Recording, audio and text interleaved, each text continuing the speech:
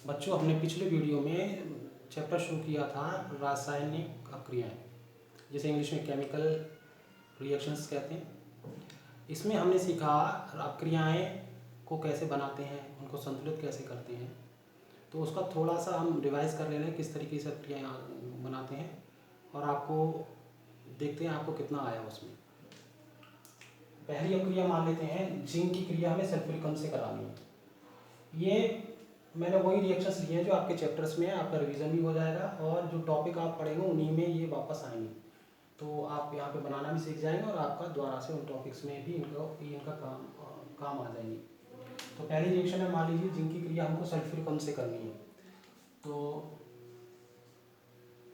Zinc का Zn, इसकी क्रिया हमको सल्फ्यूरिक से करनी है, ZnSO4।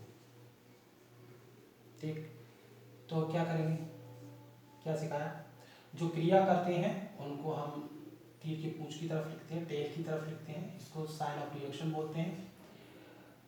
इनमें अब यहाँ पे प्रोडक्ट, जो क्रिया करते हैं उनको हम अभिकारक बोलते हैं, जो बनेगा उसको प्रोडक्ट बोलते हैं। इनमें रिएक्शन प्रोडक्ट कैसे क्या बनेगा, वो बनाने का तरीका ये बताया था कि जिंक मतलब प्लस वाली चीज़, जिंक पे +2 होता है, सल्फेट पे माइनस होता है, तो मेरे को प्लस माइनस का मिलेगा, प्लस प्लस का नहीं मिलता है और माइनस माइनस का नहीं मिलता। आवेश का नियम सिखाया था, समान आवेश एक दूसरे को प्रतिकर्षित करते हैं और विपरीत आवेश एक दूसरे को आकर्षित करते हैं। तो इसलिए प्लस वाला प्लस से नहीं मिल सकता, तो प्लस वाला किससे मिलेगा, माइनस से। तो आप लिख लीजिए Zn और SO4। अब चूंकि Zn के ऊपर 2+ होता है, SO4 के ऊपर 2- होता है, तो ये दोनों क्या हो गए, बराबर। तो ये क्या हो जाएंगे, कट जाएंगे, कैंसिल हो जाएंगे। तो पता जिंक सल्फेट का सूत्र बन गया ZnSO4, क्या लाएगा, जिंक सल्फेट। अब रह गया हाइड्रोजन। अब हाइड्रोजन क्योंकि गैस है, तो मैंने बोला था गैसेस को परमाणु रूप में नहीं लिखते, अणु रूप में लिखते, और गैस होती है तो उसमें तीर का चिन्ह लगा, इससे पता चलता है कि गैस है, ये ऊपर। एंड अब इसकी रिएक्शन बैलेंसिंग रहेगी। तो जिंक कितना है, Zn 1 है, Zn 1 है, SO4 1 है, SO4 1 है, हाइड्रोजन 2 है, हाइड्रोजन 2 है, रिएक्शन हमारी बैलेंस है, इसमें हमको कुछ नहीं करना है। फिर है कार्बन मोनोऑक्साइड की हाइड्रोजन। तो कार्बन मोनोऑक्साइड, अब यहाँ पर आप थोड़ा समझ लीजिए, हमारे यहाँ केमिस्ट्री में एक को मोनो कहते हैं, 2 को डाई कहते हैं, 3 को ट्राई कहते हैं, बाकी टेट्रा पेंटा बहुत है आगे, ये अभी इस समय इतना ही। मोनो डाई ट्राई कर लीजिए, इसी से याद हो जाएगा। तो अब हमको सूत्र बनाना है कार्बन मोनोऑक्साइड का। तो कार्बन का C, मोनो मतलब एक, ऑक्साइड मतलब ऑक्सीजन, एक ऑक्सीजन, तो ये बन गया कार्बन मोनोऑक्साइड की क्रिया किससे करानी है, हाइड्रोजन से। तो ये बनता है इसमें मैथिल एल्कोहल।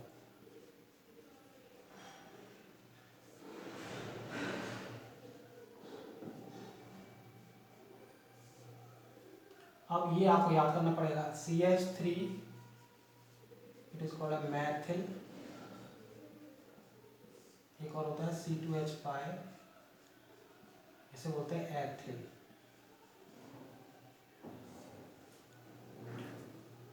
OH ग्रुप जब कार्बन के साथ लगा होता है तो इसको हम एल्कोहल बोलते हैं, और जब किसी कार्बन के अलावा किसी अन्य अकार्बनिक पे OH ग्रुप लगा होता है देन इसको हाइड्रोक्साइड बोला जाता है।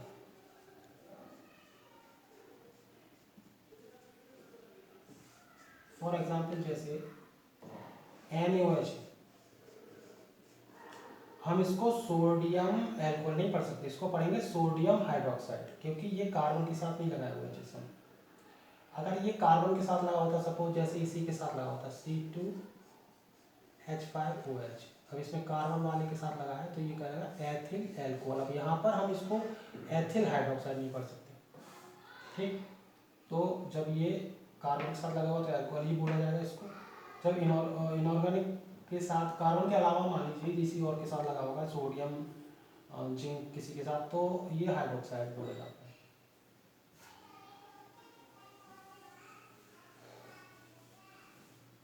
मैथिल एल्कोहल, तो मैथिल का भी बताया CH3OH का एल्कोहल, मैथिल एल्कोहल। फिर वही बात, इसका बैलेंसिंग रहेगी। बैलेंसिंग क्या है, कार्बन एक है, कार्बन एक है, ठीक है, ऑक्सीजन एक है, ऑक्सीजन एक है, हाइड्रोजन 3 और 1 4 है, यहाँ एक है, तो 2 दूनी 4, मैंने बोला नीचे नहीं बढ़ेगा, यहाँ बढ़ेगा, तो 2 से करते हैं 2 हो गया 4। चूने की जल से क्रिया, चूना हमारा होता है CaO, इसकी जल से क्रिया करेंगे तो बनेगा CaOH का होल ट्वाइस। क्यों, इस पे +1 होता है, इस पे -1 होता है, मैंने बोला प्लस वाला माइनस से मिलेगा।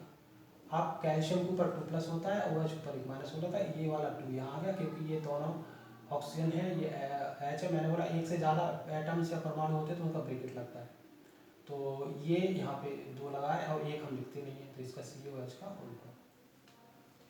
तो अब इसको बैलेंस कर लीजिए, कैल्शियम 1 है, कैल्शियम 1 है, ऑक्सीजन हमारा 2 है, ऑक्सीजन 2 है, हाइड्रोजन 2 है, हाइड्रोजन 2 है, बैलेंस है हमारा।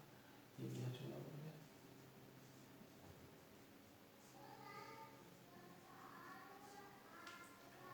फिर है बुझे चूने की कार्बन डाइऑक्साइड के साथ, तो बुझा चूना अभी अभी सूत्र पढ़ लिए, इसको हम ऐसे भी लिख सकते हैं OH की कार्बन डाइऑक्साइड। अब आप ये याद रखिए कि कहाँ जहाँ पर एक से ज़्यादा OH ग्रुप होंगे वहाँ जल का अणु निकल जाता है, तो आप जल का अणु निकाल दीजिए।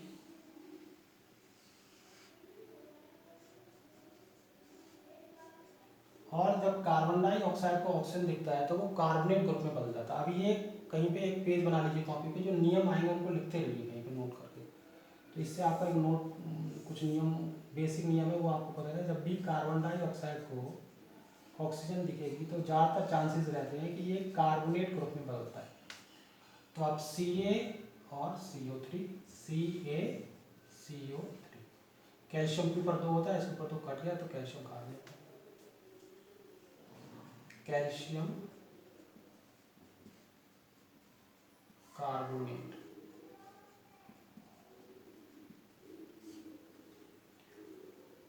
नेक्स्ट, कोयले का दहन, कोयला मतलब C, कार्बन, दहन मतलब जब भी कोई चीज़ जलाई जाती है तो वो ऑक्सीजन के साथ जलाई जाती है, तो हम इसकी क्रिया ऑक्सीजन से करें।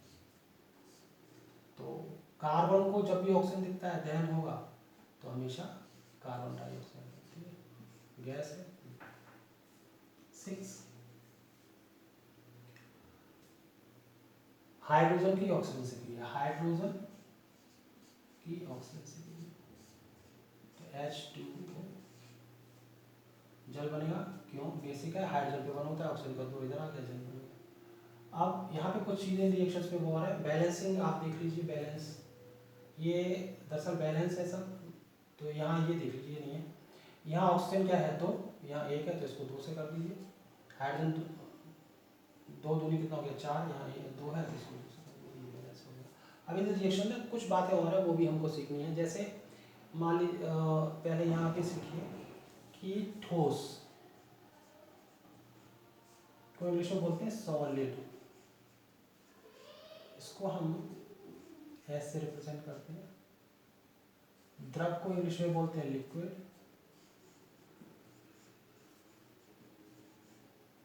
इसे हम एल से रिप्रेजेंट करते हैं। गैस, आप जानते हैं गैस ही है, इसे हम जी से रिप्रेजेंट करते हैं। एंड जलीय अगर सॉल्यूशन होता है तो इसे एक्वस बोलते हैं, शॉर्ट फॉर्म में एक क्यू लिखा जाता है। तो अगर जो जैसे अभिकारक और उत्पाद जिस अवस्था में है उनके नीचे हम लिख सकते हैं, जैसे जिंक हमारा ठोस होता है, ठोस को हम क्या लिखेंगे, तो यहाँ लिख देंगे छोटा सा एस, तो ये हो गया सॉलिड, मतलब जिंक जो है सॉलिड स्टेट में है। H2SO4 जिसे हम निजी जिंदगी में या घरेलू जिंदगी में तेजाब बोलते हैं, लिक्विड होता है सब जानते हैं, तो इसको एल लिख देंगे। जिंक सल्फेट साल्ट है, सॉल्ट, एंड हाइड्रोजन गैस है तो इसके नीचे जी लिखते हैं। कार्बन मोनोऑक्साइड गैस होती है तो जी, हाइड्रोजन गैस है तो इसको नीचे जी फॉर गैस। मैथिल एल्कोहल शराब, मैथिल एल्कोहल है तो इसको हम लिक्विड द्रव में होती है तो एन लिख देंगे। कैल्शियम ऑक्साइड चूना ठोस है, जल आप जानते हैं लिक्विड है, एन लिख देंगे। बुझा चूना एक्वस सॉल्यूशन है, एक ही जलीय विलयन होता है।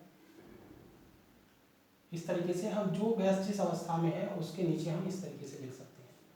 अब मान लो हमको टेम्परेचर दिखाना है, मतलब कितना टेम्परेचर है या कितनी उस कितना दाब है टेम्परेचर, उसको हम तीर के ऊपर दिखाते हैं, साइन ऑफ रिएक्शन के ऊपर दिखा देते हैं।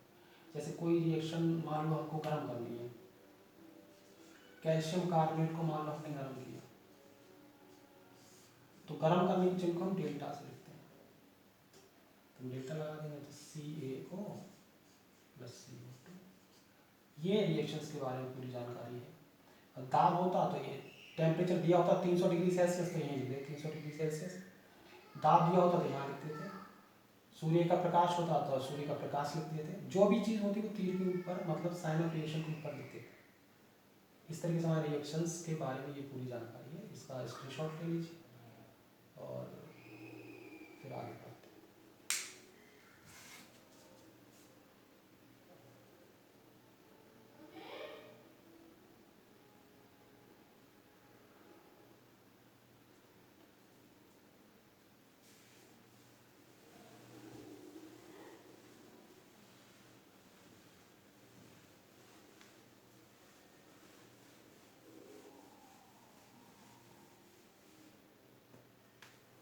इसके बाद हमको पढ़ना है संयोजन क्रियाएं।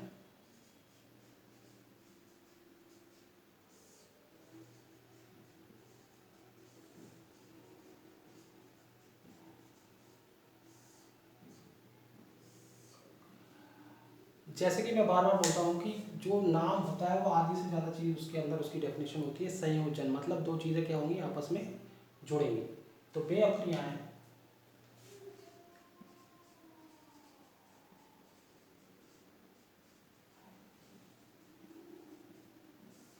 जिनमें अभिकारक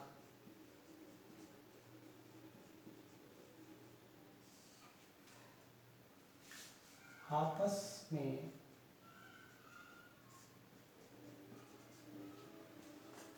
मिलकर एक उत्पाद बनाते हैं।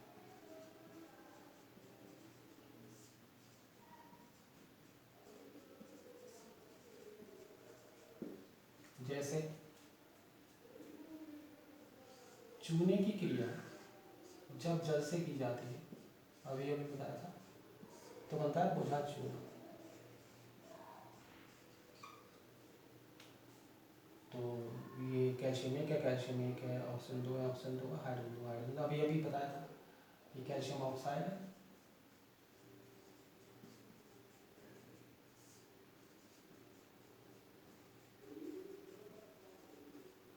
जिसे चूना कहा जाता है। जल है, बुझा चूना।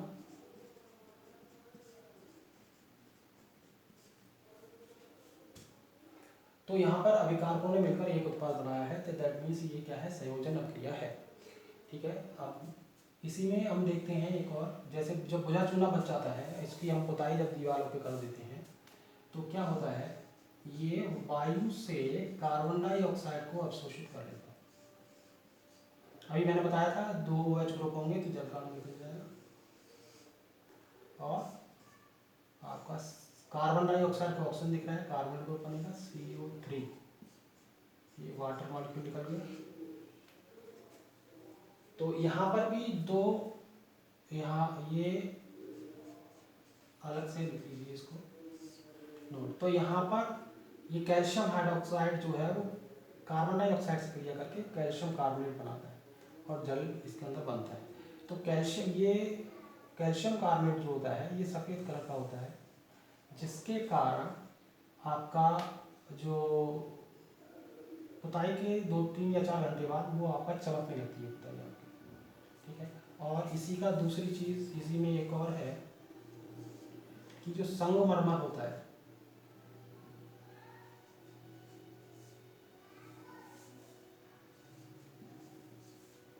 उसका फार्मूला भी CaCO3 होता है, कैल्शियम कार्बोनेट ही होता है। ये अलग से है नॉलेज के लिए अलग बात। तो संयोजन अपक्रियाएं होती हैं वे अपक्रियाएं जिनमें अभिकारक आपस में मिलकर एक उत्पाद बनाते हैं, संयोजन अपक्रियाएं कहलाती हैं। जैसे कैल्शियम ऑक्साइड जल से क्रिया करके भुजा चूना बनाता है, यहाँ पर अभिकारकों ने मिलकर एक उत्पाद का निर्माण किया है। दूसरा एग्जाम्पल इसका आप समझ सकते हो, हाइड्रोजन ने क्रिया करी ऑक्सीजन से और उसने क्या बनाया, जल। ठीक है, हाइड्रोजन गैस है जी लिख दें, ऑक्सीजन गैस है जी लिख दीजिए, जल लिक्विड है तो एल। यहाँ पर हाइड्रोजन और ऑक्सीजन की क्रिया करके क्या बनाया, जल। बैलेंस कर लीजिए, ऑक्सीजन 2 है, यहाँ 1 है, तो कर दीजिए हाइड्रोजन 2 और 2 4 हो गया, यहाँ 1 है तो इसको 2 कर दीजिए। नंबर 3,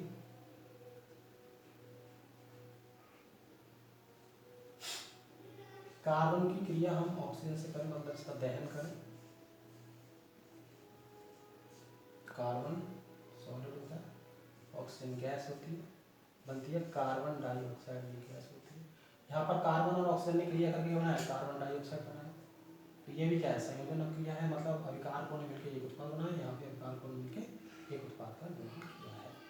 ओके, तो ये संयोजन क्रियाएं क्या हुई, जिसमें अभिकारक मिलकर के दो या दो से अधिक अभिकारक मिलकर के किसी एक उत्पाद का निर्माण करते हैं, वो हमारी क्या कहलाती है, संयोजन क्रियाएं कहलाती है। इसका स्क्रीनशॉट ले लीजिए, आगे का क्या।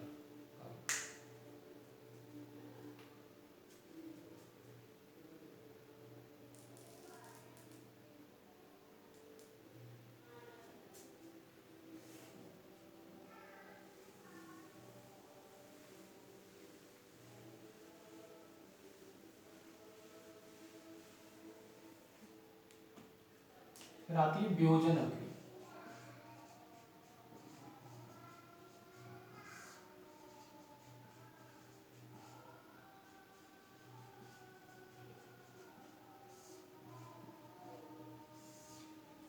अगर आपको संयोजन अपक्रिया समझ में आई तो वियोजन पढ़ाने की जरूरत नहीं है। संयोजन में अभिकारक मिलकर के क्या करते हैं, एक उत्पाद का निर्माण करते हैं। यहाँ पर एक अभिकारक टूट करके कई सारे उत्पाद बनाता है।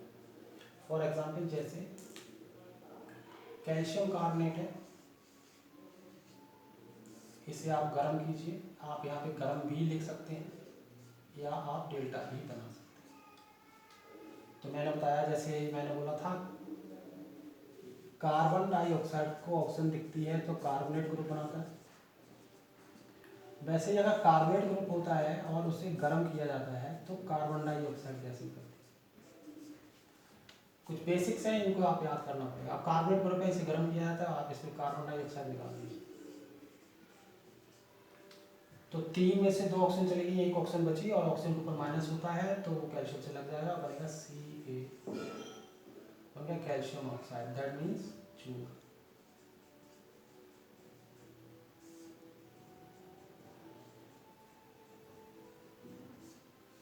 यहाँ पर कैल्शियम कार्बोनेट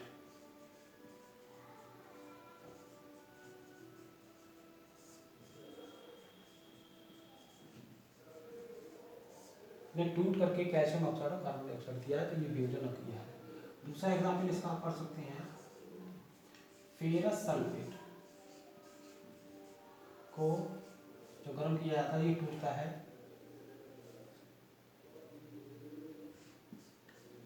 फेरिक ऑक्साइड में Fe2O3 प्लस सल्फर डाइऑक्साइड और सल्फर ट्राइऑक्साइड। यहाँ पे एक नियम और याद करना पड़ेगा, जब सल्फेट ग्रुप होता है उसे गर्म किया जाता है तो बहुत ज़्यादा चांस रहते हैं सल्फर डाइऑक्साइड गैस निकलने के, कभी कभी सल्फर ट्राइड भी निकलती है। ठीक है, तो सल्फर डाइऑक्साइड सल्फर ट्राइऑक्साइड, इसको बैलेंस कर लीजिए, Fe2 है, 1 है, 2 कर दीजिए, सल्फर 2 हो गया, सल्फर 2 है, ऑक्सीजन 4 दूनी 8 है, 3 2 5 और 3 8, बैलेंस हो गया। ये फेरिक ऑक्साइड,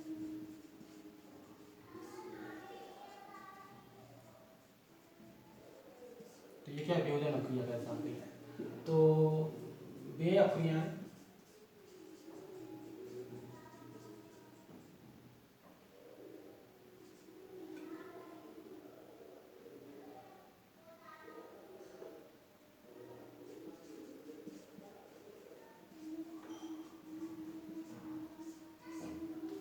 जिनमें अभिकारक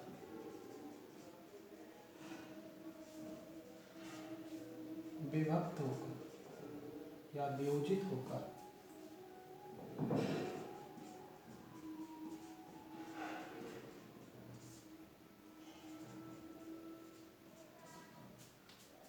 दो या दो से अधिक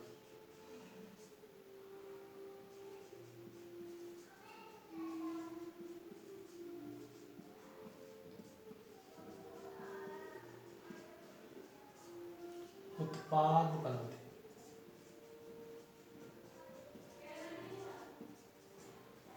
वियोजन अभिक्रिया, तो ये है वियोजन अभिक्रिया। इसके बाद एक टॉपिक और रह गया, वो हम अगली वीडियो में देख लेंगे। इसका स्क्रीनशॉट ले लीजिए और बता लेंगे।